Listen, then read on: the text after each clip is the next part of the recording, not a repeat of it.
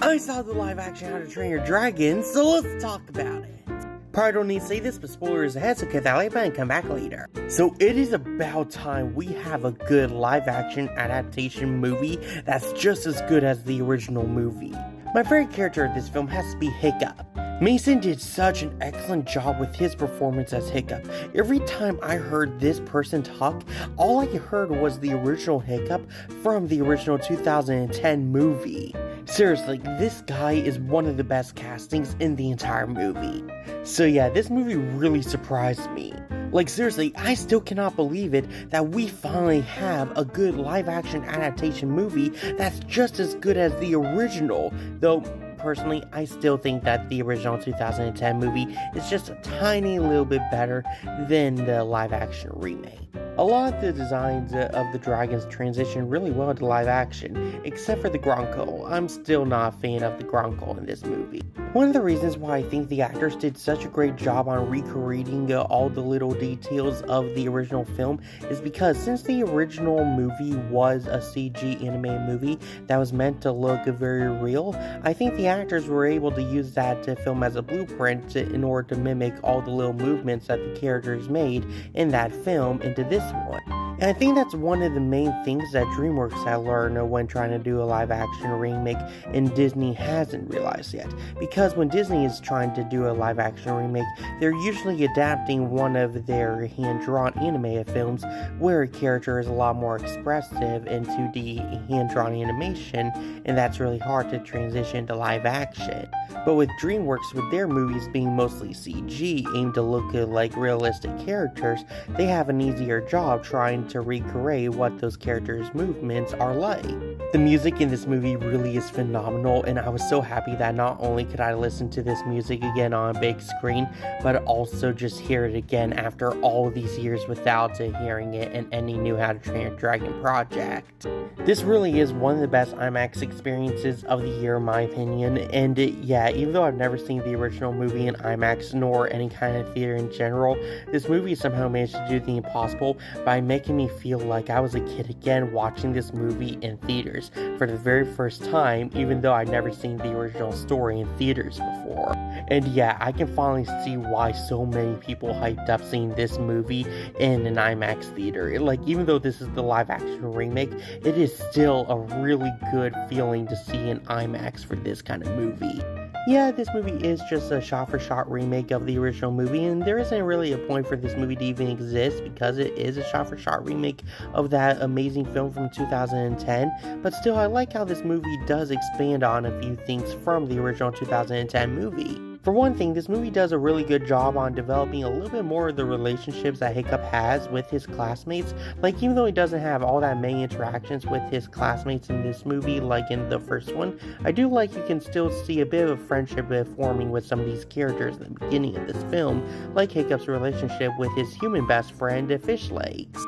I also like the development that they gave it to Hiccup and Astrid because this movie managed to fix something that I've complained with the original How to Train Your Dragon for years, that being giving a little bit more development to Hiccup and Astrid's relationship. And speaking of Nico Parker's Astrid, I was amazed by this casting in the movie. Seriously, along with Hiccup and Nico Parker's Astrid, there are so many amazing castings in this movie. I'm still amazed that they brought back the original voice actor to Stoic to play his live action counterpart in the movie. Like, usually in live action remakes, you see a little kind of teaser of the original voice actor to a character making a little cameo in the live action remake to kind of pass down the torch to this new actor who's playing the character. But I like that they don't really do that in this movie and just have the characters from the original movie playing themselves again in the live action remake. Some of the lines are a little bit phoned in my opinion, but I don't think that's any of the actors' faults because when it comes to line reading in animated movies, there's a little bit more time and range for the voice actors to really get the line right. But in live action, it's a little bit harder to do at times. The flying scenes in this movie are also a ton of fun to watch too, though in my opinion, most of the flying scenes feel a little bit too much like the original How to Train Your Dragon movie, to the point where I feel like I'm just watching a full-on CG animated movie.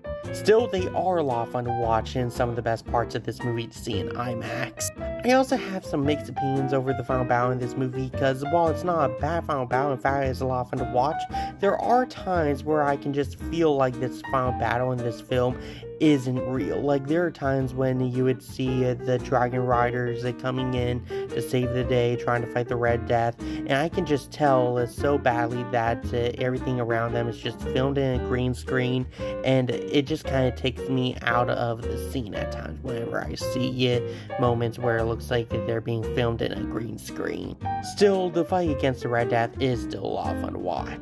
But by far, one of the best things that they managed to adapt in this movie was the relationship between Hiccup and Toothless. And speaking of Toothless, I love how they managed to get everything down with this character, like from his mannerisms to how he moves. Like, they adapted Toothless perfectly in this movie.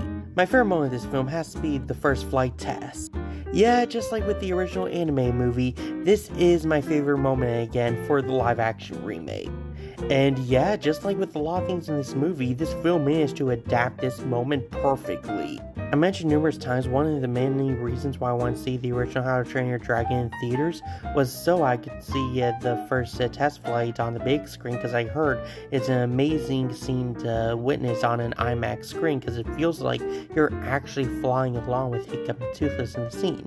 And even though this is the live action remake, I can confirm that you do feel like you're flying along with Hiccup and Toothless in this scene. Everything about this moment here is just so phenomenal to look at. I really do feel like I'm on a roller coaster watching Hiccup and Toothless figuring out how to fly together. And oh my gosh, the freaking music, hearing it again after all these years during this moment was so emotional to me. I love listening to the music every time I watch this scene. And yeah, this scene here was just one of the best IMAX experiences of the entire year in my opinion. I give this film a 9.7 out of 10, giving it an A+. Anyway, that's the review. Go down to his comments, tell me what you thought of the live action How to Train Your Dragon. Share this video with all your friends. And click that like and follow button if you like my latest content. See ya!